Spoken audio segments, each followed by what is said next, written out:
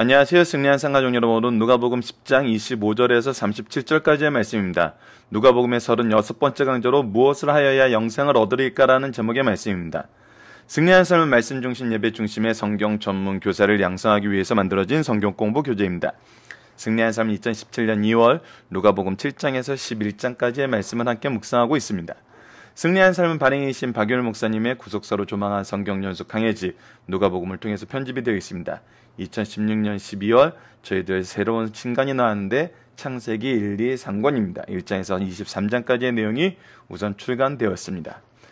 승리한 삶에서는 주일날 업로드되는 위크스터디를 통해서 전체 구조의 내용을 통해서 그 구조의 내용 속에서 우리가 이번 주에 묵상할 말씀의 의미를 찾아보고 있습니다. 그곳에서 주고 있는 중심 사상을 보고 있는데, 이 중심 사상이 이번 주 내에서는 어떤 부분으로 나타나고 있냐면, 우리가 바로 이 영생에 대한 질문, 은혜에 대한 질문이 바로 중심이 된다는 것입니다. 그래서 오늘 본문 말씀 선한 사마리아인의 비유가 무엇을 의미하는지 우리가 바로 봄으로써 우리가 주님의 제자로서 가져야 되는 기준이 무엇인가를 찾는 훈련을 해보도록 하겠습니다. 바로 본문으로 들어가도록 하겠습니다. 자, 누가복음 10장 25절로 37절입니다. 무엇을 하여야 영생을 얻으리까? 자, 우선 오늘 본문에서는 어제 위크스터디에서 잠시 말씀드렸었지만 질문의 내용과 질문의 목적을 우리가 누가복음에서는 이 부분을 분명히 드러내놓고 있습니다. 그러니까 그 부분을 우리가 먼저 집중을 해서 볼 필요가 있습니다. 어떤 율법 교사가 일어나 목적이 나타나 예수를 시험하여 이르되, 무엇을 하기 위해서 질문하였어요? 시험하기 위해서 이랬어요. 선생님, 내가 무엇을 하여야, 죄송합니다. 화면이 넘어갔네요. 무엇을 하여야 영생을 얻으리까? 자, 영생을 얻는 방법에 대해서 물어보고 있는데, 그 영생을 얻는 방법을 무엇으로 알고 있어요? 무엇인가를 해야 한다. 자신의 행위로 구원 얻는 것으로 알고 있어요. 그렇다면 이거에 대해서 예수를 시험하려고 했다는 이 얘기는 뭐냐면, 유대인들이 이 영생을 얻는 행위에 대해서 어떠한 의견 충돌이 있다는 거예요. 그래서 시험한다는 것은 항상 이들이 애매모호한 걸로 예수님에게 시험한 걸로 우리가 마태복음에서 잘 나타나고 있어요. 특히 마태복음에서는 예수님이 고난 주간에 일어났던 그 논쟁들을 통해서 굉장히 많은 부분이 나타나잖아요. 뭐 세금 문제라든지 게데오닌법 문제라든지 부활 문제라든지 이 전부 연결되어 있는데, 이런 식으로 그 유대교 안에서 서로 주장이 충돌되어 있는 것으로 지금 시험을 해요. 그래서 예수를 시험하여 영생에 대해서 물어보는데, 무엇을 하여야라고 물어보는 것은 이 각자의 그 종파라든지 어떤 그룹 내에서 이 행위의 기준에 의해서 의견 충돌이 있다는 거예요. 그래서 예수님이 이쪽 것을 얘기하면 이렇게 충돌이 되고 저쪽 것을 얘기하면 저렇게 충돌이 된다는 거예요. 그런데 여러분들 아셔야 되는 것이, 이 의견 충돌이란 것은 하나님 복음의 충돌이 아니에요. 하나님 말씀의 충돌이 아니에요. 이들이 가지고 있는 여러 가지 시행령에 대한 충돌이었던 거예요. 그래서 예수님은 두 가지 의미에서 다음과 같이 재질문을 합니다. 자, 예수께서 이르시되 율법에 무엇이라고 기록되었으면 내가 어떻게 읽느냐? 자, 우선은 무엇을 하여야라는 이 내용에 대해서 우리가 이제 좀 더 두 번째 의미를 나중에 얘기하는데, 너희들이 정한 법이 아니라 하나님 본 말씀에서는 무엇이라 기록되어 있고 너는 그것에 대해서 어떻게 이해했느냐? 그 말씀을 어떻게 이해했느냐라고 물어봐요. 그랬더니 27절에서 얘기합니다. 대답하여 이르되 내 마음을 다하여 목숨을 다하여 힘을 다하여 마음을 다하여 목숨을 다하여 힘을 다하고 뜻을 다하여 주 너희 하나님을 사랑하고 또한 내 이웃을 내 자신과 같이 사랑하라 하였나이다. 자, 즉 이 말씀은 신명기와 레위기에 있는 말씀을 해석하고, 우리가 이 부분이 어디에 제일 많이 나타나고 있나요? 우리가 옛날 찬송가들 보면은 십계명 맨 아래에 이 구절이 항상 이렇게 적혀 있었는데 이걸 또 마태복음에서는 예수님께서 직접 대답한 내용으로 소개되는 부분이 있어요. 그 부분 이제 우리가 중심 사상을 볼 때 다시 한번 상고하도록 할 것입니다. 자, 그러니까 하나님께서 가르쳐 주신 마음은 그 말씀의 의미는 마음을 다하고 목숨을 다하고 힘을 다하고 뜻을 다하여 주 너희 하나님을 사랑하고 내 이웃을 내 자신같이 사랑하라 하였나이다. 이것은 무엇이에요? 말씀의 본래 의미를 보면은 하나님께서 가르쳐 주신 방법을 우리가 온전히 수용하고 그 기준대로 한다는 거예요. 우리의 마음이 하나님의 기준에 있어요. 우리의 목숨이 하나님의 주권에 있어요. 우리의 힘이 하나님의 사역에 있어요. 우리의 뜻이 하나님의 뜻과 동일해요. 즉 하나님의 뜻이 하늘에서와 같이 땅에서도 이루어지이다라는, 땅에서 나를 통해서 이루어지게 하시옵소서, 하나님의 뜻이 나를 통해서 이루어지게 하시옵소서. 이것이 바로 하나님을 사랑하는 거예요. 하나님의 뜻과 일치되는 것이, 하나님의 의가 나의 기준이 되는 것이 하나님을 사랑하는 거예요. 그리고 이 사랑으로 이웃을 사랑하는 거예요. 이 사랑으로 이웃을 사랑한다는 건 무슨 의미냐면 바로 하나님이 주신 사랑으로 하나님의 사랑의 통로가 되어서 우리가 사랑한다는 거예요. 자, 이것이 율법에서 가르쳐 준 거였어요. 하지만 지금 이것을 우리는 설명 가운데서 이것이 무엇임을 이해하고 있죠? 예, 바로 하나님의 은혜임을 우리가 이해하고 있죠. 왜? 우리는 예수 그리스도의 구속의 사역을 아니까. 우리가 어떻게 이 영생을 얻게 되었는지 아니까. 하지만 이 사람은 아직 무엇의 한계에 머물러 있어요. 이렇게 행해야 한다는 것이 행위의 기준으로만 생각하고 있어요. 이것을 은혜로 받아들이는 것이 아니라 행위의 기준으로 받아들이고 있어요. 이 행위의 기준으로 받아들이면은 예수 그리스도께로 가는 게 아니라 은혜로 가면은 예수 그리스도께로, 이것이 은혜의 말씀이면 하면은 예수 그리스도로 가요. 근데 이것이 행위이면 하면 다시 돌아가는 거예요. 다시 각 종파가 얘기하는 그 시행령들에 의한 충돌로 다시 가는 거예요. 그래서 예수님께서 율법에 기록되어 있는 대로 무엇이라고 기록되어 있고 내가 이것을 어떻게 읽냐라고 물어보는 것은 너희들이 각자의 행위의 기준으로 만든 그 시행령으로 싸우지 말고 율법의 의미를 바로 얘기해보라 그러고, 그 율법의 본래 의미가 은혜임을 아느냐예요.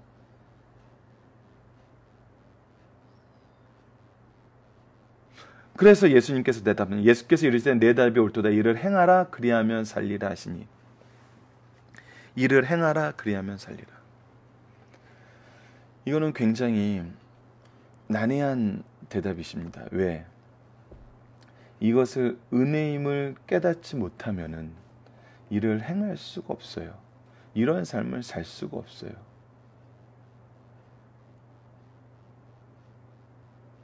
그런데 이를 행하라고 하세요. 무엇을 깨닫게 하시는 거예요? 예, 불가능함을 깨닫게 하는 거예요. 무엇이 불가능? 행위로 인한 영생은 불가능하다는 거예요. 결국 너희들의 시행령으로 싸우는데 몰입되는 것이 중요한 게 아니라 예수 그리스도를 봐야 된다, 나를 봐야 된다는 것을 다시 가르쳐줘요. 이 사람에게 가장 좋은 방법일 수 있어요. 왜? 이 사람은 지금 예수님을 시험하러 온 사람이에요. 근데 예수님을 시험하러 온 사람에게 나를 따르라고 하면 따르겠어요? 무엇이 예수님을 따르게 만들겠어요? 말씀에 대한 바른 이해가, 말씀을 통한 하나님의 인도하심이, 바로 예수님을, 회개를 통해서 예수님을 보게 하는 것이 이 사람이 돌아올 수 있는 방법이에요. 그래서 옳도다, 이를 행하라 그리하면 살리라. 이 말씀을 통해서 하나님의 은혜를 발견하라는 거예요. 그런데 이 사람이 이 말씀을 이해했나 이해하지 못했나는 29절에 나타납니다. 그 사람이, 자, 또 목적이 나옵니다. 아까 예수님을 시험하려 무엇을 행하여 영생을 얻으리까라고 이렇게 질문했던 것처럼 그 사람이 자기를 옳게 보이려고, 어떻게 하려고? 자기를 옳게 보이려고. 여짜오되 그러면 내 이웃이 누구니까? 예수님의 위의 말씀을 이해했나요? 못했어요. 이 사람은 지금 어디로 가겠어요? 예. 자신들이 생각하는 시행령에서 자기가 얼마나 잘난 사람인지를 보여주고 싶은 거예요. 자기를 옳게 보이고 싶은 거예요. 나는 정확한 사람이란 걸 보여주고 싶은 거예요. 그래서 자기가 하는 행위들을 자랑할 수 있는 그런 찬스를 얻고 싶은 거예요. 그래서 물어봐요. 예수님 그렇다면 내 이웃은 누굽니까? 예수님이 뭐라고 대답하면 어떻게 하겠다고? 옳습니다. 제가 그렇게 하고 있습니다. 제가 이러한 것도 하고 있습니다. 또 무엇을 자랑하고 싶은 거예요? 행위를 자랑하고 싶은 거예요. 이 사람은 철저하게 행위의 이 틀 안에서 자기의 의를, 행위를 자랑한다는 건 무엇을 자랑하냐면 자기의 의를 자랑하는 거예요. 자기의 의에 빠져 있어요. 그러니까 예수님이 시험이 돼요. 예수님을 시험할 마음이 들어요. 왜? 자기 의로는 예수님이 부족해 보이거든요.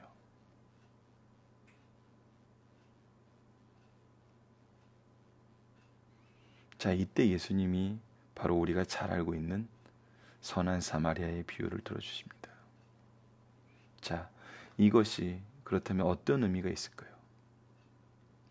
지금 은혜의 복음이 앞에 있는데 자기의 행위만을 주장하는 사람에게 선한 사마리아의 비유는 어떤 의미일까요?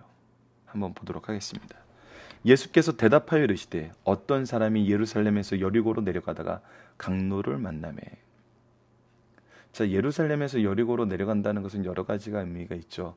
예배를 드리고 내려갈 수도 있고 그 사람의 그 안에서 살던 사람일 수도 있고 어쨌거나 이스라엘 공동체에 속된 사람이라는 거예요. 그 사람이 여리고로 내려가다 강도를 만나매 강도가 그 옷을 벗기고 때려 거의 죽은 것을 버리고 갔더라. 그러나 이 사람은 지금 무엇이 필요한 상태에 있어요? 이 사람의 행위에 대해서 여러 가지 판단을 할 수 있어요.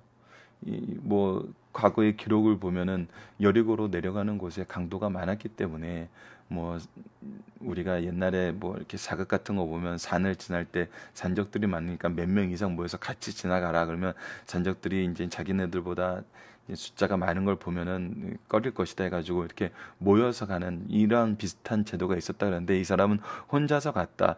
여러 가지 그래서 이 사람의 행위가 비난받을 것이 있다. 이 사람의 행위가 잘못된 부분이 있다. 이 사람이 무엇을 하러 갔는지 알 수 없지만 그가 그런 것이 있다. 괜찮아요. 중요한 거는 이 사람의 행위가 어떠한 것이다라는 게 중요한 게 아니라 지금 이 사람이 무엇이 필요한 상태라는 거예요? 은혜가 필요한 상태라는 거예요. 구원이 필요한 상태라는 거예요. 마침 한 제사장이 그 길로 내려가다 그를 보고 피하여 지나가고 은혜와 구원의 통로가 돼야 되는 제사장. 하나님이 이스라엘 민족을 제사장의 나라로 세우시고 제사장상을 세웠던 것은 뭐예요? 나의 죄를 먼저 고백하고 용서함을 받고 내 민족의 죄를 위해서 기도하는, 그리고 하나님의 복음으로 축복하는 그 제사장이 이 은혜와 구원의 통로가 되어야 되는 그 사람이 그것을 보고 피하여 지나갔어요. 그러지 않았어요. 은혜와 구원의 통로가 되지 않았어요. 또 이와 같이 한 레위인도 그곳에 이르러 그를 보고 피하고 지나가되 제사장의 직분을 맡아야 하는 이 레위인도 지나갔어요. 은혜와 구원의 통로가 되어야 하는 자들이 지나갔어요. 근데 어떤 사마리아 사람은 여행하는 중 거기에 이르러 그를 보고 불쌍히 여겨. 이 사람은 하나님께서 먼저 세웠던 은혜와 구원의 통로로서는 자격이 없는 사람이었어요. 이스라엘 민족이 봤을 때 이 사람들은 경건하고는 거리가 멀었어요. 오히려 그들의 혈통적인 경건성도 순결함도 지키지 못했고, 예배도 하나님이 정하신 예루살렘이 아니라 그리심산에 그들의 신당을 세워서 그곳에서 예배를 드리는 사람들이었어요. 어떤 은혜의 통로도 될 수 없다고 생각하는 사람들이었어요. 그런데 그런 사마리아 사람이 이르러 그를 보고 불쌍히 여겨, 무엇 한 거예요? 불쌍히 여겨. 이 은혜의 마음이 있었어요. 사랑의 마음이 있었어요. 가까이 가서 기름과 포도주를 그 상처에 붓고 싸매고 자기 짐승에 태워 주막에 데리고 가서 돌보아 주니라. 직접 그가 가진 모든 것을 가지고 무엇하는 데 쓰길 집중했어요? 은혜의 통로가 되는데, 구원하는 데 쓰는 데 집중했어요.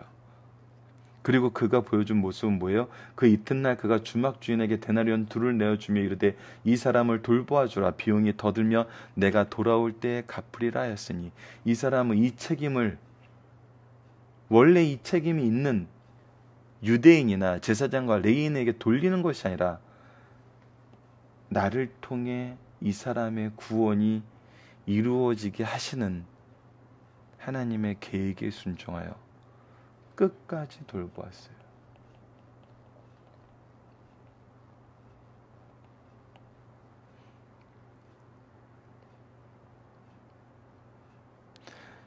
그리고 나서 예수님이 물어봅니다. 내 생각에는 이 세 사람 중에 누가 강도 만난 자의 이웃이 되겠느냐? 자, 내 이웃은 누구인가요? 죽어가는 사람들입니다.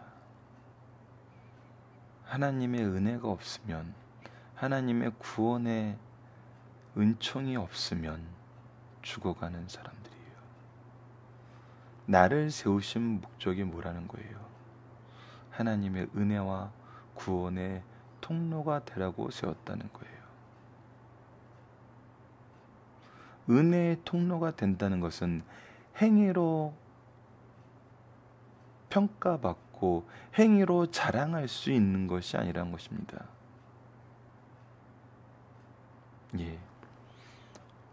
예수님의 질문과 대답을 봅시다. 이 세 사람 중 누가 강도 만난 자의 이웃이겠느냐? 자비를 베푼 자니이다. 은혜를 베푼 자니이다. 구원을 이룬 자니이다.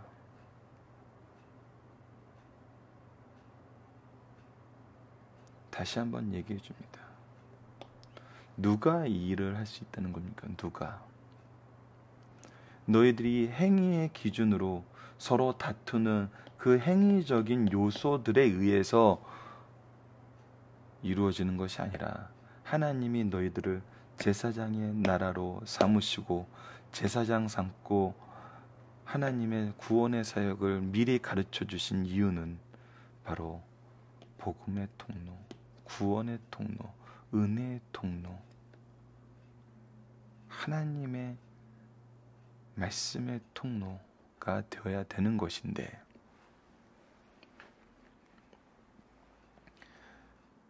너희들이 생각하는 행위의 모습은 어떠한 은혜도 이룰 수 없고 어떠한 구원도 이룰 수 없고, 심지어는 그 구원에 관심도 없어 보인다는 거예요. 여러분들, 이 내용을 우리가 바로 이해해야 됩니다. 행위와 은혜의 분명한 차이를 보여주고 있는 예수님이 가르쳐 주신 말씀입니다. 우리가 또 이것을 행위의 말씀으로 해석을 해버리면은 지금 이 질문하는 율법 교사와 무엇이 자탈하겠습니까? 예수님의 대답은 은혜를 가르치고 있는 것임을 왜 우리가 깨닫지 못하고 다시 이것을 행위를 강조하는 말씀으로 이해를 하게 되냐는 거예요. 이것은 하나님의 은혜를 가르쳐 주시는 행위의 기준에 있는 자들에게 하나님의 은혜를 가르쳐주고 은혜가 통로가 되는 것이 하나님의 사랑을 전하는 것임을 우리에게 가르쳐주고 있는 말씀인 것입니다. 영생은 은혜로 우리에게 주어진 것입니다.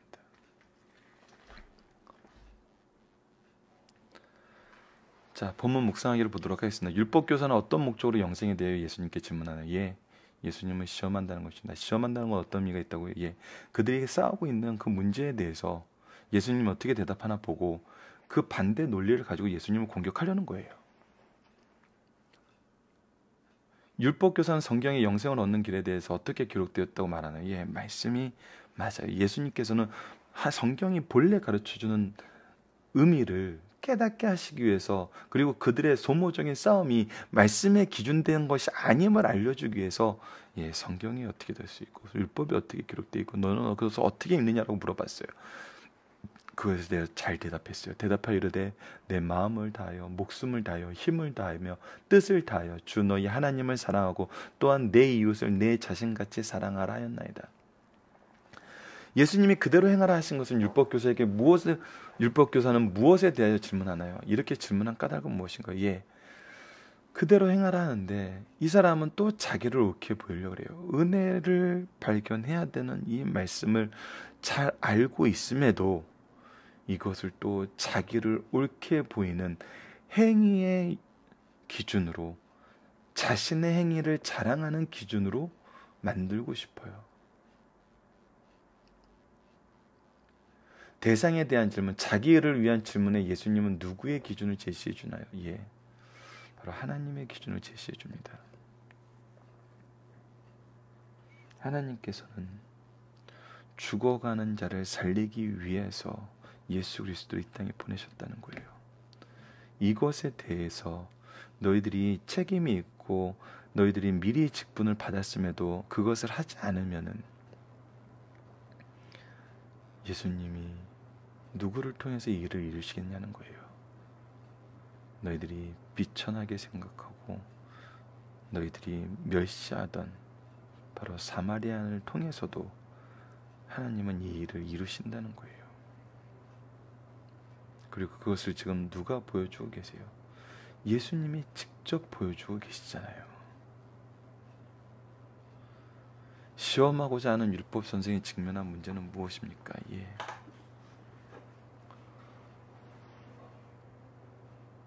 본인의 행위가 할 수 없는, 본인은 도저히 받아들일 수 없는 행위의 기준을 예수님께서는 제시하셨어요.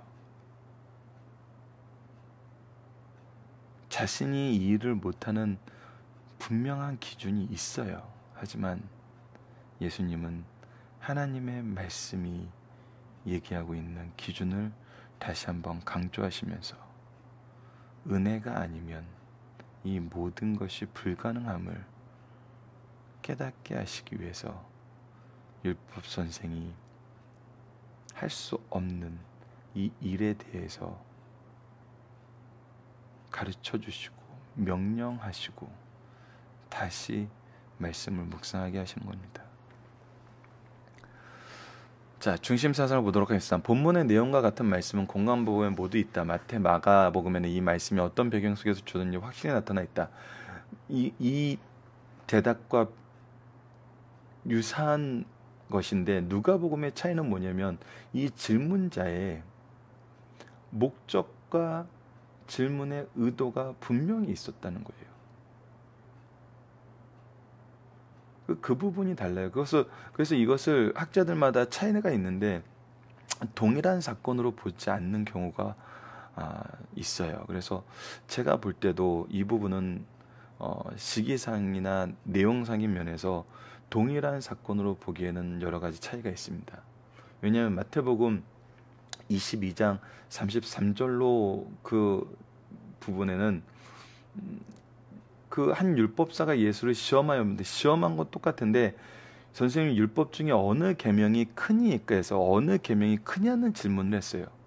어떻게 해야 돼 영생을 얻어줍니까? 이렇게 질문하지 않았어요. 그래서 예수님께서는 바른 복음, 큰 복음, 그래서 이것이 십계명 아래에 있는 아래 적혀 있는 이젠 37절로 40절까지의 말씀이 있죠. 이걸 한번 읽어드리도록 하겠습니다. 마태복음 22장 37절로 40절. 이 말씀 우리가 가장 기억해 둬야 되는 말씀이기 때문에 예수께서 이르시되 내 마음을 다하고 목숨을 다하고 뜻을 다하여 주 너희 하나님을 사랑하라 하셨으니 이것이 크고 첫째 되는 계명이요 둘째도 그와 같으니 내 이웃을 내 자신같이 사랑하라 하셨으니 이 두 계명이 온 율법과 선지자의 강령이니라. 예. 이것이 분명한 거예요. 이 말씀을 통해서만 우리가 하나님의 은혜를 경험하기 때문이거든요. 이 기준으로 우리가 돌아와야만 우리가 바르게 하나님을 만나고 하나님의 임재를 경험하고 그 안에서 회개와 은혜의 축복을 누릴 수 있는 거거든요.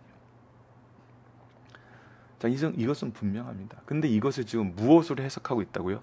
행위의 율법을 해석하고 있다고요. 자, 중심사에서 얘기하는 마태복음의 배경을 계속 보도록 합시다. 예수께서 마지막으로 예루살렘에 입성하셔 셋째 날 화요일에 일어난 사건이다. 그 배경을 살펴보자. 예루살렘은 온통 흥분의 도가니였다.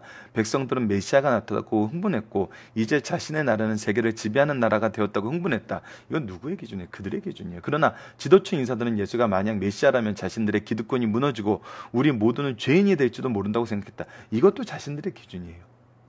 예수를 환영하는 사람도 자신의 기준으로 환영했고 예수님을 반대하는 사람도 자신의 기준으로 반대했어요. 그렇지 않고 진짜 메시아가 아닌데 메시아인 줄 알고 따르면 독립을 선언하면 로마가 침략하여 지금 자신들이 가진 권리도 박탈할 것이요 그렇게 되면 백성들은 모두 망하게 된다고 생각했어요. 이때 지도층은 수단과 방법을 가리지 않고 예수님의 인기와 길을 꺾으려고 힘을 합하여 노력하였어요. 그렇지만 그들의 노력은 허수였습니다. 지도층 세력은 노력에도 불구하고 예수님의 행로를 막지 못하는 모습을 보고 있던 서기관 중 한 사람이 예수님을 시험하여 물어요. 그것이 조금 전에 읽어드렸던 말씀입니다. 큰 악의는 없었던 것으로 볼 수 있어요. 이 사람은 사두개인이 제출한 부활의 문제가 경쾌하게 해결되자 얼마나 기뻤는지 모른다. 사실 지금까지 바리새인들은 부활을 부인하는 사두개인들의 질문에 언제나 궁색한 답변만 하였다. 그러나 이렇게 해도 분명히 해결되자 이제는 바리새인들 사이에 내부 문제가로 들어가 모세 율법 중에 어느 것이 크냐는 논쟁을 하게 되었던 것입니다. 역사적으로 유대인들의 율법에 대한 그들의 태도와 열성을 보면 십계명 위에 이를 실천하기 위한 시행색칙을 무수히 제정하였어요. 탈무드에 따르면 뭐뭐 하라는 계명이 248개조로 이는 인체의 뼈의 개수에 해당하고 뭐뭐 하지 말라는 계명이 365개조로 1년의 날수에 해당해요. 또한 613건인 이는 율법을 뜻하는 히브리어 알파벳이 가르치는 숫자와 611과 십계명 서문의 두 글자를 가르치는 숫자 2가 합쳐진 거예요. 그래서 온 율법이라는 뜻을 얘기를 해요. 이 모든 계명 중에 어느 것이 큰가 하는 것이 그들의 논쟁이었으니 613조를 세 가지로 분류하면 다음과 같은 것이 있었어요. 예전의식 즉 제사의 방법론이 크다는 주장이 있었고 인륜에 관한 도덕률이 크다는 주장이 있었고 대서교론 모두 동일하다는 주장이 있었어요. 이 세 가지 분류 중 어느 것이 옳으냐는 논쟁 때문에 그들은 늘 분쟁하였어요. 바로 이런 것이 그들이 분쟁하는 그 프레임 안에 있는 거예요. 그래서 예수님이 이쪽 편을 들면 이 두 편의 공격을 받고 이쪽 편을 들면 이 두 편의 공격을 받고 바로 이것이 시험하는 문제들의 일반적인 패턴이에요. 그들은 늘 분쟁했어요. 이때 이 율법 교사는 양자택일하는 것이죠. 만약 해결되면 좋고 해결 못하면 예수를 책잡고 그 상승된 인기를 떨어뜨리는 작전이었어요. 마태 마가는 이 질문과 답변은 메시아가 다윗의 자손이냐 하는 질문을 하심으로써 예수님을 다시 한번 가르쳐주는 부분이 더 강하게 나타나고 있죠. 그러나 오늘 누가복음에서는 그 배경이 조금 다르다는 거예요. 사건 발생 시기는 언제인지 정확하게 알 수 없으나 마지막 주간에 일어난 사건 같지 않아요. 지금 내용상으로는 예루살렘으로 향하는 길 가운데 있어요. 율법보고사가 영생에 대한 질문을 해왔고 주님께서 영생을 얻기 위해 율법이 무엇이냐는 되물으셨어요. 예수님의 질문에 율법교사가 대답한 말은 요약한 내용이다. 이때 율법교사는 율법의 핵심인 신명기 6장 5절과 레위기 19장 18절을 인용하여 대답했어요. 자, 신명기 6장 5절을 먼저 읽어드리겠습니다. 신명기 6장 5절입니다. 너는 마음을 다하고 뜻을 다하고 힘을 다하여 내 하나님 여호와를 사랑하라. 그리고 레위기 19장 18절입니다. 원수를 갚지 말며 동포를 원망하지 말며 내 이웃 사랑하기를 내 자신과 같이 사랑하라. 나는 여호와니 아니라. 이 두 대답을 가지고 요약해서 말씀하신 거예요. 대답하여 이르되 내 마음을 다하고 목숨을 다하고 힘을 다하고 뜻을 다하여 주 너희 하나님을 사랑하고 또 내 이웃을 내 자신과 같이 사랑하라 하였나이다. 이 답을 들으신 예수께서는 이르시되 내 대답이 옳도다. 이를 행하라. 그리하면 살리라고 하셨다. 이때 율법사가 그 사람이 자기를 옳게 보이려고 무엇하려고 또 자기의 행위를 자랑하려고 자기의 기준에 의해서 예수께 여짜오되 그러면 내 이웃이 누구니까? 라고 질문함으로써 그 질문에 대한 답변 형식으로 오늘 비유가 시작되었던 것입니다. 자, 중심 사상을 하나씩 보도록 하겠습니다. 인생의 최대의 문제는 죄와 영생의 문제라는 거예요. 율법 교사는 어떤 동기에서 예수님께 질문하였던 간에 인생의 가장 근본적인 문제를 질문하였어요. 이것은 올바른 거예요. 우리에게 이 질문이 있어야 돼요. 세상 사람들은 무엇을 먹을까, 무엇을 입을까, 어떻게든 돈을 벌까, 어떻게 즐기며 살까 하며 세상에 집착하고 살지만 지혜로운 사람들은 영혼의 문제를 놓고 생각하며 살아야 된다는 거예요. 하나님의 백성된 사람들은 이것이 깨어있다는 것입니다. 이 질문이 깨어있다는 거예요. 율법 교사가 질문한 동기는 좋지 않았지만 예수님께는 의미 있는 질문을 받으시고 지혜롭게 답변해 주셨어요. 오늘 우리들은 영생의 문제를 해결받았으니 하나님께 감사해야 됩니다. 은혜의 복음을 소유했다는 것은 정말 놀라운 감사의 제목인 겁니다. 주님께서는 율법이 무엇이라 말하느냐고 질문하심으로써 성경의 권위를 높여주셨어요. 성경의 권위와 성경의 기준을 다시 한번 제시하셔서 그들의 잘못된 기준을 깨시려는 거예요. 그들의 논란을 종식시키려는 거예요. 율법 교사의 영생에 관한 질문을 받으시고 유대교에서는 영생을 어떻게 얻느냐고 가르치냐 혹은 너희 스승이 어떻게 배웠냐고 묻지 않으시고 율법에 무엇이라고 기록되어 있냐고 물으셨어요. 이는 성경이야말로 신앙과 행위의 지배 원리임을 밝히 알려주시는 것이에요. 오늘 우리의 삶은 원리도 다른 곳에서 찾지 말고 하나님의 말씀이 성경에서 찾아야 됨을 분명하게 예수님의 말씀을 통해서 우리가 볼 수 있습니다. 그래서 우리가 성경의 여러 가지를 통해서 막 이렇게 해야 돼, 저렇게 해야 돼, 이거 해야 돼, 저거 해야 돼, 이런 것이 중요한 게 아니에요, 여러분. 율법이 무엇이라고 말하고 그것을 내가 어떻게 했느냐 바로 이해하는 것이 중요합니다. 그래서 말씀이 먼저 돼야 돼요. 말씀이 먼저 우리에게 들어와야 돼요. 그리고 말씀을 바로 이해할 줄 알아야 돼요. 이것이 선생과 부모가 가장 먼저 강조해야 되는 내용이라는 것입니다. 자, 3번입니다. 하나님과 이웃에 대한 바른 지식과 사랑의 실천은 기독교의 핵심 원리라는 거예요. 원리의 핵심이라는 거예요. 유대인들은 이것을 문자적으로 분명히 알고 있었어요. 그래서 그것을 실행하려고 열심히 했어요. 근데 그것이 자기의였던 거예요. 그러나 그것을 아전인수식으로 생각한 나머지 메시아를 거부하였고, 아전인수라는 것은 자기의 기준이라는 거예요. 사도 바울을 박해하였으며 선민의 특권을 상실하고 지금까지도 고난받고 있어요. 말씀을 한번 잘못 해석하고 그것을 전통 교리가 되자 거기서 헤어나지 못하는 걸 볼 수 있어요. 교회는 진리 안에 바로 서야 하며 성도는 바른 교회를 선택함이 얼마나 중요한가를 가르쳐주고 있어요. 이것은 정말 헤어나오지 못할 수 있어요. 네 번째, 어느 세대에나 사랑을 베풀 사람들이 산지에 있으나 돕는 손길은 극히 제한되어 있다는 거예요. 이 비유의 기본적인 목적은 진정한 자성과 형제 사랑의 본질이 무엇인가를 가르쳐준다는 거예요. 동시에 진정한 형제 사랑이 얼마나 드물며 귀한 것인가를 깨닫게 한다는 거예요. 오늘날 세상을 향하여 눈을 들면 강도는 쉽게 볼 수 있고 강도에게 모든 것을 빼앗기고 매를 맞고 거기서 죽게 된 사람을 항상 볼 수 있어요. 그러나 진정한 자성과 사랑을 베푸는 사람은 찾아보기 어려워요. 왜? 우리가 이것을 은혜의 복음으로 받아들이지 못하기 때문에. 행위로 받아들이면 여러분, 행위는 결국 우리를 짓누르는 무거운 짐이 되고 오히려 이것에서 복음에서 도망가게 만드는 잘못된 방향을 제시해버립니다. 진정한 이웃을 보게 하시고 사랑하라고 명하십니다. 누구에게 자비를 베풀어야 하며 또 누가 마땅히 사랑해야 될 이웃인가를 분명히 제시해주고 있어요. 우리의 친절이 단순히 가족, 친구, 한 교회 성도들에게 국한돼서는 안 돼요. 우리의 도움이 필요한 사람을 만나면 찾아야 한다는 거예요. 과거지사를 너무 지나치게 조사하지 말고 사랑으로 조건 없이 도와주라는 거예요. 왜? 내가 그 조건 없는 사랑을 받았고 내가 자격이 없어도 하나님께서는 나를 통해서 은혜를 베푸시기 때문입니다. 살펴보기 정답 여러분들 카페를 통해서 확인해 주시고요. 적용하기입니다. 우리가 가는 영생의 길은 어떤 길입니까? 은혜의 길입니다. 이것의 기준은 무엇이고 방법은 무엇입니까? 이 하나님의 말씀이고 하나님의 능력입니다. 반대로 주의하는 것은 무엇입니까? 우리 기준이고 우리의 행위를 자랑하라는 것입니다. 작은 교회에서는 별로 찾아보기 힘든데요. 큰 교회에서는 종종 찾아보는 것 중에 종종 발견되는 것 중에 이런 부분이 있는 것 같아요. 꼭 성탄절 행사 기간이 되면은 각 교육기관이 경쟁을 하면서 자기가 얼마나 멋진 공연을 준비하는지를 자랑하고 싶어 하는 것 같아요. 그리고 그것이 자기의 능력으로 인정받고 싶어 하는 것 같아요. 그래서 예수 그리스도의 복음은 사라지고 예수 그리스도의 이 땅에 오신 은혜는 사라지고 참 멋있는 거 준비했네, 참 좋았네, 칭찬받는 것만 남게 되는 경우가 있는 것 같아요. 이런 식으로 하나둘씩 살펴보면은 우리가 은혜에 감사하는 삶보다는 은사를 자랑하고 자기의 행위를 자랑하는 삶을 통해서 신앙생활에서 보람을 느끼고 싶어하는 경우가 있습니다.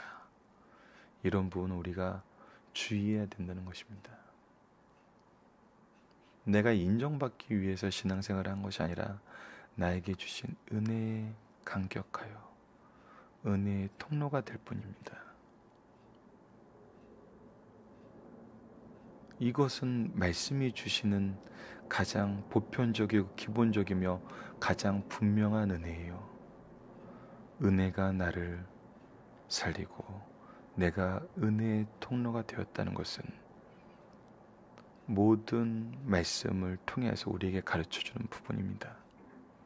그것이 바로 예수 그리스도이고, 그래서 말씀을 가까이 하지 않으면 우리는 결국 행위에 몰입하게 됩니다. 자기의에 몰입하게 됩니다. 이것에서 벗어나야 됩니다. 말씀을 기초로 기도하기를 통해서 마치겠습니다. 하나님, 은혜의 말씀, 하나님의 뜻을 바로 발견하는 주의 종들이 되게 하여 주소서. 우리가 우리의 의를 위하여 일하지 않게 하시고 우리의 의가 증명되기를 바라면서 주님께 나아가지 않게 하소서. 우리의 의는 주님이 이루셨고 주님이 선하셨사오니 이것을 온전한 의이며 영원한 의임을 믿습니다. 오직 주님의 명령 속에서 은혜를 전하게 하여 주시고 은혜를 누리게 하여 주시고 은혜의 빚진 자로 살게 하여 주소서. 예수님 이름으로 기도드립니다. 아멘.